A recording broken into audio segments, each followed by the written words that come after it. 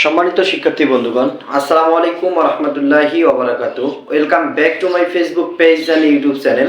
আশা করি আপনারা সকলে ভালো আছেন। আলহামদুলিল্লাহ, আমিও ভালো আছি। তো আজকে আমরা অনেকটা গুরুত্বপূর্ণ ক্লাস নিতে যাচ্ছি। আপনারা মনোযোগ সহকারে ক্লাসটি দেখবেন। আজকে আমরা একটা অনেক ভিন্ন ধর্মী প্রথম আমরা একাদশ এবং দ্বাদশ শ্রেণীর পরিসংখ্যান বিষয়ে ক্লাস নিব। তো আজকে আমরা যেটা বিষয় জানবো সেটা হলো পরিসংখ্যান প্রথম পত্র অধ্যায় 3 কেন্দ্রীয় প্রবণতা। অর্থাৎ পরিসংখ্যান প্রথম পত্র একাদশ দ্বাদশ শ্রেণীর ক্ষেত্রে পরিসংখ্যান প্রথম পত্রের 3 নম্বর অধ্যায় কেন্দ্রীয় প্রবণতা সম্পর্কে আমরা আলোচনা করব। আমরা এখানে দেখতে পাচ্ছি যে কেন্দ্রীয় প্রবণতা 5 ধরনের হয়ে থাকে। তাহলে কেন্দ্রীয় প্রবণতা হচ্ছে 5 ধরনের। এক নম্বর হচ্ছে গাণিতিক গড়, যেটা হলো এরিথমেটিক মিন, যেটাকে এএম দ্বারা প্রকাশ করা হয়, অর্থাৎ সংক্ষেপে হলো এর নাম হলো এএম। এরপর হচ্ছে জ্যামিতিক গড়, জিওমেট্রিক মিন, যেটাকে সংক্ষেপে জিএম বলা হয়। এরপর হচ্ছে তরঙ্গ গড়, অর্থাৎ হারমোনিক মিন, যেটাকে সংক্ষেপে এইচএম বলা হয়।